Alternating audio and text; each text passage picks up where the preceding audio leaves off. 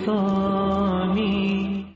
بسم اللہ الرحمن الرحیم۔ اللہ تبارک و تعالیٰ کے پاکیزہ نام سے ابتدا کرتے ہیں جو بہت مہربان نہایت رحم والا ہے۔ الحمدللہ بخاری شریف کی احادیث پر درس کا سلسلہ جاری و ساری ہے، اور 103 نمبر حدیث پاک پر ہم پہنچے تھے،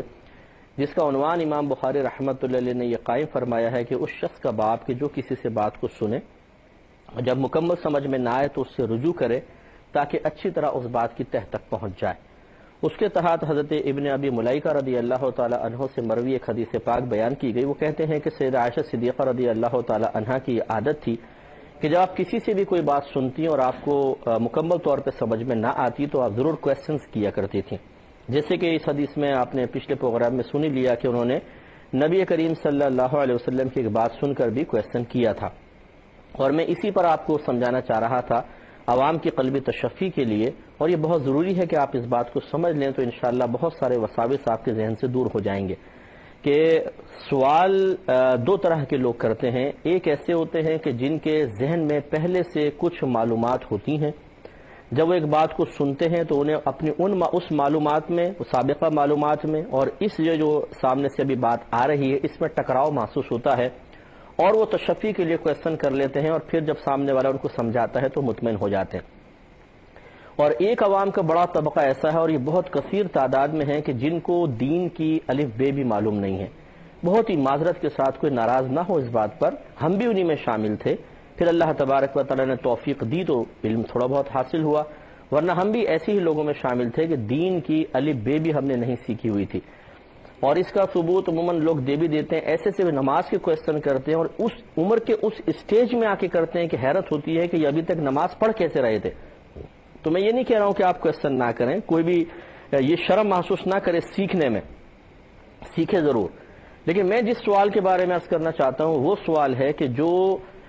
کرنے کے بعد اگر علماء ان کو یہ سمجھانا چاہیں کہ یہ آپ کو بات تفصیل سے ہم سمجھائیں گے، دلیل دیں گے تو آپ کو سمجھ میں نہیں آئے گی، آپ نتیجہ بس یہ قائم رکھیں، تو پھر وہ بدظن ہو جاتے ہیں کہ بھئی یہ کیوں نہیں ہمیں جواب دیا، ہمیں تو دلیل ہی بیان نہیں کی۔ بعض اوقات ایسا ہوتا ہے کہ ہمیں معلوم ہوتا ہے کہ اگر ہم اس کی دلیل ذکر بھی کریں گے تو سامنے والے کا ذہن اس کو قبول نہیں کر سکتا، اس وجہ سے کہ اس کے ذہن میں بیس ہی موجود نہیں ہے، بنیادی علوم ہی اس کو معلوم نہیں ہے، اس بات کو سمجھانے میں ایک طویل وقت لگ جائے گا۔ میں اس کو ایک آسان مثال سے سمجھاتا ہوں۔ آپ اپنی گاڑی لے کر گئے، گاڑی کے پرزوں کے بارے میں، پارٹس کے بارے میں آپ کو بالکل معلومات نہیں، بھئی یہ میری گاڑی سٹارٹ نہیں ہو رہی۔ اس نے مکینک نے اچھی طرح دیکھا، پورا اس کو کاربوریٹر کھول دیا، ایک ایک پرزہ علیحدہ کیا، سب کچھ سیٹ کر کے یہ لیجیے جی گاڑی۔ اب آپ کہہ رہے ہیں مجھے سمجھاؤ اس میں خرابی کیا تھی۔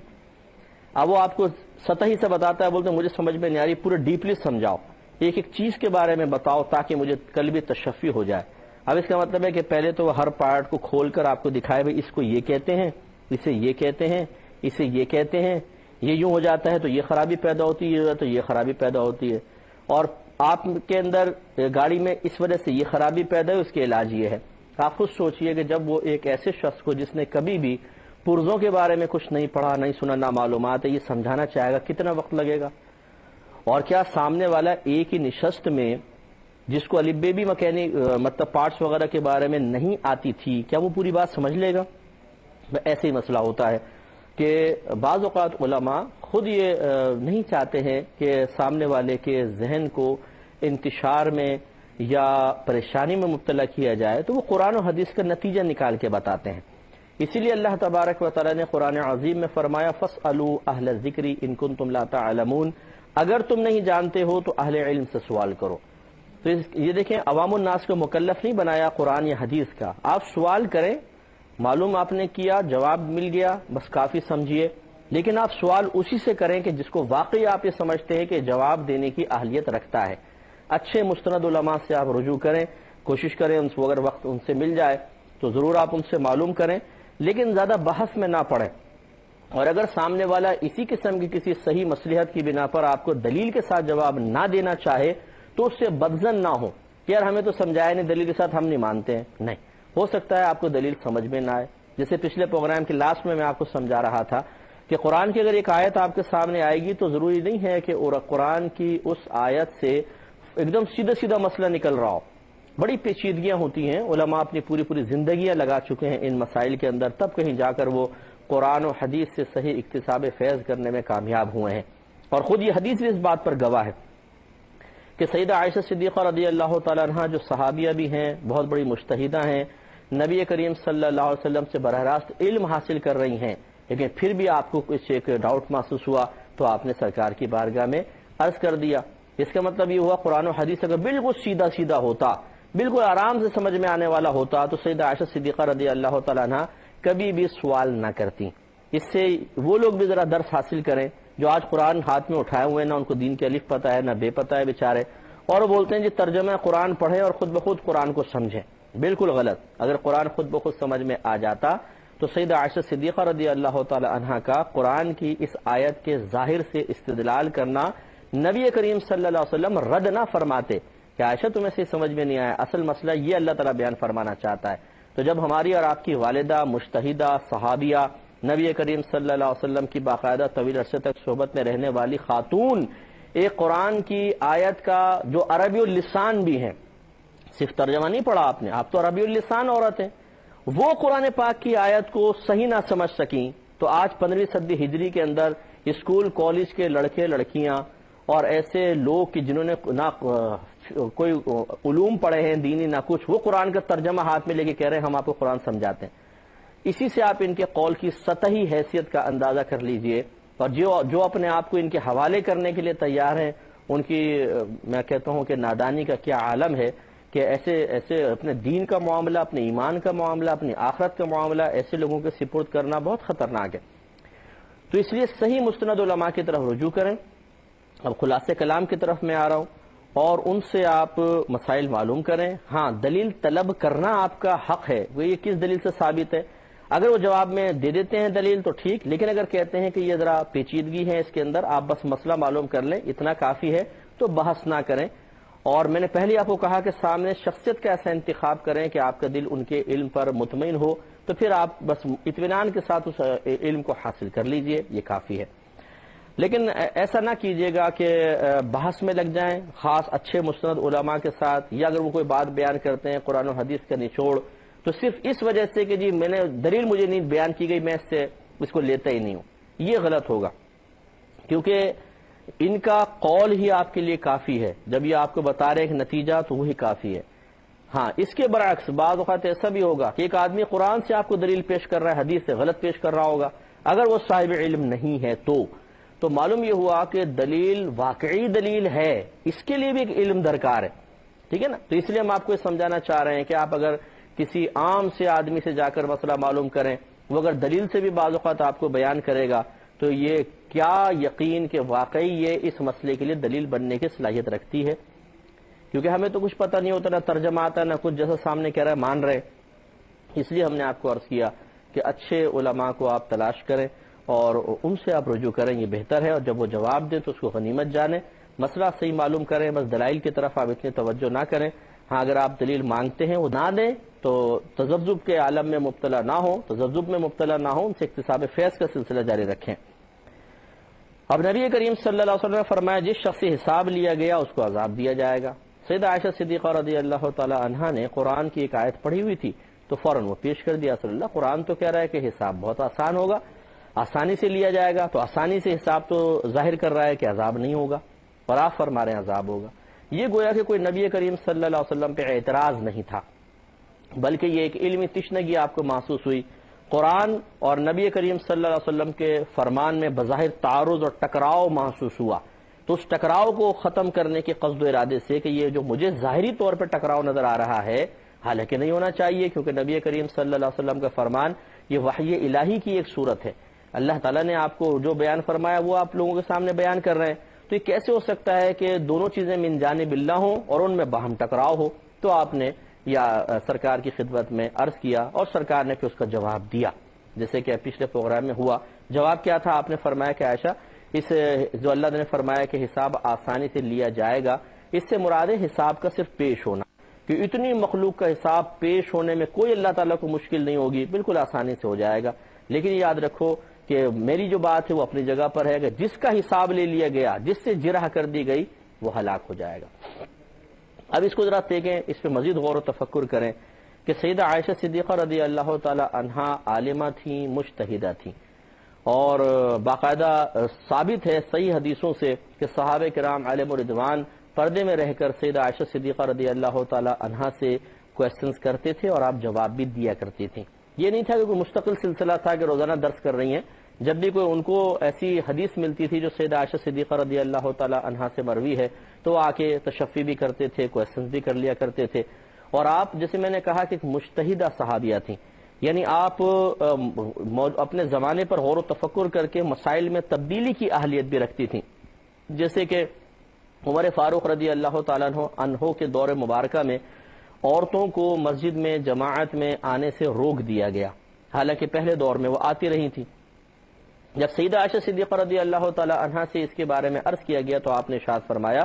کہ جو آج کل عورتیں زینت اور فیشن وغیرہ اختیار کر رہی ہیں، اگر نبی کریم صلی اللہ علیہ وسلم ان کو ملاحظہ فرما لیتے تو آپ بھی یقیناً عورتوں کو مسجد میں آنے سے روک دیتے۔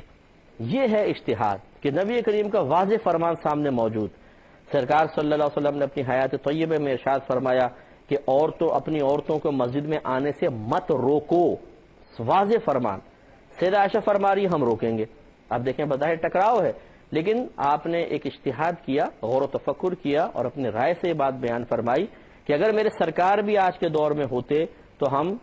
سرکار صلی اللہ علیہ وسلم بھی عورتوں کو مسجد میں آنے سے روک دیتے۔ یہ ہے وہ دقت نظری جو ایک مجتہد کے اندر ہونی چاہیے، اور یہ اصل میں اپنے بڑوں کی مخالفت نہیں ہے بلکہ ان کے مزاج اور ان کی تعلیم کے مطابق فتویٰ دینا ہے، مسئلہ بیان کرنا ہے۔ اس لیے سیدہ عائشہ نے یہ نہیں کہا کہ ہم تو مخالفت کریں گے، نہیں معاذ اللہ، بلکہ یہ فرمایا کہ سرکار بھی اس دور میں ہوتے تو آپ عورتوں کو منع فرما دیتے، گویا کہ ہم سرکار کے قول کی مخالفت نہیں کر رہے بلکہ آپ کے مزاج اور آپ کے ذہن اور آپ کی تعلیم کی روشنی میں یہ فتویٰ دے رہے ہیں کہ ایسا ہونا چاہیے، کیونکہ اگر سرکار ہوتے تو ہماری تائید ہی کرتے۔ یہ پوائنٹ ہے جس کو سمجھنا چاہیے۔ اب میرا موضوع فی الحال اجتہاد نہیں ہے، ورنہ میں اس پہ ایک تفصیلی کلام کرتا۔ یہ ہماری عوام بیچاری، علماء ایک بات بیان کرتے ہیں ضرورت زمانے کے اعتبار سے، تغیر زمانہ کے اعتبار سے، وہ ایک مسئلے کو ذکر کرتے ہیں، تبدیلی پیدا کرتے ہیں، یہ قرآن اٹھا کے لے آتے ہیں، یہ قرآن میں تو یہ آپ یہ کہہ رہے ہیں، حدیث میں تو یہ ہے آپ یہ کہہ رہے ہیں، امام اعظم رضی اللہ تعالیٰ نے تو یہ فرمایا آپ یہ کہہ رہے ہیں۔ ارے میرے پیارے بھائی، ٹھیک ہے یہ سب چیزیں موجود ہیں، لیکن جو علماء نے جو واقعی مجتہد ہیں، اجتہاد کی صلاحیت رکھتے ہیں، انہوں نے جو مسئلہ بیان کیا ہے وہ ان کی مخالفت نہیں ہے بلکہ یہ عین قرآن و حدیث کی تعلیم کے نچوڑ کے مطابق ہی انہوں نے ایک مسئلہ بتایا ہے۔ تو اس سے اس بات کو سمجھنے کی ضرورت ہے کہ اگر آپ کے دور کے اچھے مجتہد علماء جن میں اجتہاد کی صلاحیت ہے وہ آپ کے سامنے کوئی مسئلہ بیان کرتے ہیں تو اس پہ اعتراض کرنا کہ یہ تو فلاں حدیث کے خلاف آ رہا ہے، فلاں فرمان بزرگوں کے فرمان کے خلاف آ رہا ہے، یہ کہنا آپ کا کام نہیں ہے، کیونکہ ہو سکتا ہے کہ آپ سمجھ نہ پائیں کہ آج یہ جو بڑا کوئی مفتی ہیں یا مجتہد ہیں جو مسئلہ بیان کر رہے ہیں یہ عین اپنے بزرگوں کی تعلیم کے مطابق کر رہے ہیں، وہ اس وقت ضرورت محسوس کر رہے ہیں کہ اس قسم کا مسئلہ بیان ہو، اور اگر وہ بزرگ بھی اس دور میں ہوتے تو ان کی تائید کے مطابق ہی قول بیان فرماتے۔ جیسے نبی کریم صلی اللہ علیہ وسلم نے بالغہ عورت کے چہرے کا استثناء فرمایا کہ چہرے کا پردہ نہیں ہے، منع فرما دیا، لیکن ہمارے علماء متاخرین نے عورتوں کو چہرہ چھپانے کا حکم دیا۔ اب یہ بظاہر جو ہے حدیث سے ٹکراؤ محسوس ہو رہا ہے، علماء کہہ رہے ہیں پر چہرے کا پردہ واجب، نبی کریم صلی اللہ علیہ وسلم ارشاد فرما رہے ہیں کہ عاقلہ بالغ عورت پردہ چاہے نہ کرے، ٹکراؤ پیدا ہو گیا۔ اب بہت لوگ اعتراض کرتے ہیں نبی یہ فرما رہے ہیں، یہ نبی سے بھی بڑھ گئے آگے۔ ارے بھائی یہ آگے بڑھنا نہیں ہے، یہ عین مزاج شریعت ہے۔ اگر نبی کریم صلی اللہ علیہ وسلم آج کے دور میں ہوتے، آپ خود دیانتداری سے بتائیے، اور آپ ملاحظہ فرماتے کہ اب لوگ عورتوں کے چہروں کو دیکھ کر فتنے میں مبتلا ہو رہے ہیں اور خرابیوں میں مبتلا ہو رہے ہیں، تو سرکار کے بارے میں کیا خیال ہے، وہ کیا حکم دیتے؟ آپ یہ فرماتے کہ اس دور کے اعتبار سے عورتیں اپنے چہرے کو ڈھکیں۔ اسی طریقے سے علماء نے کیا ہے۔ تو خلاصہ کلام یہ ہے کہ یہ مجتہدانہ صلاحیتیں تھیں جو سیدہ عائشہ صدیقہ رضی اللہ تعالی عنہا میں اللہ تبارک و تعالی نے ودیعت فرمائی تھیں، ان کو آپ نے جمع کر دیا تھا اور آپ اس کا استعمال فرماتی تھیں۔ یہ سمجھانا یہ مقصود ہے۔ ہم اپنی بہنوں سے گزارش کرتے ہیں کہ اب آپ غور کریں کہ سیدہ عائشہ صدیقہ رضی اللہ تعالی عنہا بھی ایک عورت تھی اور انہوں نے باقاعدہ علم سیکھا اور دوسروں کو سکھایا بھی۔ تو ہم اپنی بہنوں سے گزارش کرتے ہیں کہ آپ بھی سیدہ عائشہ صدیقہ رضی اللہ تعالی عنہا کے طریقے پہ چلتے ہوئے خود بھی علم سیکھیں اور دوسروں تک اس علم کو پہنچائیں. آپ فرض عین سیکھیں، فرض کفایہ سیکھیں اور تبلیغ دین کا علم سیکھیے، دوسروں تک پہنچائیں. اسی طرح اپنی بچیوں کو اگر پاسبل ہو تو آپ عالمہ بنائیں، ان کو مفتیہ بنائیں، انہیں مجتہدہ بنائیں، ان میں بھی وہ ملکہ پیدا کرنے کی کوشش کریں کہ وہ بچیاں علم سیکھ کر معاشرے کو علم سکھائیں. میں نے حافظہ کا لفظ نہیں کہا، یہ ضمن ایک بات آ گئی تو میں عرض کر دیتا ہوں کہ بچیوں کو حفظ قرآن نہ کروایا جائے تو یہ انسب ہے. اس وجہ سے یہ میری اپنی سوچ غلط بھی ہو سکتی ہے، آپ مانیں نہ مانیں، بہرحال میں جو دلیل عرض کر رہا ہوں اس کی روشنی میں عرض کرتا ہوں. قرآن کا بھی یہی فیصلہ ہے، حدیث کا بھی یہ فیصلہ ہے کہ جو قرآن پڑھ کر بھول گیا اللہ تبارک و تعالی اسے میدان معاشر میں اندھا اٹھائے گا.